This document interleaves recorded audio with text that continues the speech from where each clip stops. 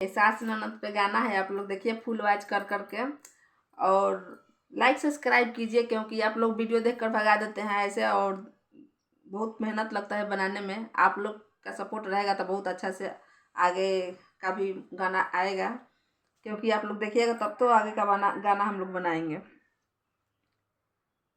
सासू ननदिया के ताना सुनी ली है, यह ताना सुनी ली है, नैहरवा जानी हो नैहरवा जानी जाई हो मोर धानिया, नैहरवा जानी जाई हो मोर धानिया।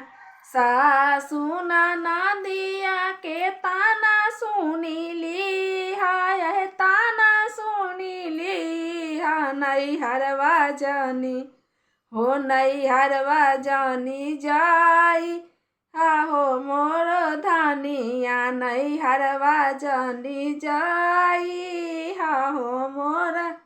दाला भात चोखा में नून तू डलिया, नहीं डलिया, नैहरवा जानी हो नैहरवा जानी जाई हो मोर धानिया, नैहरवा जानी जा।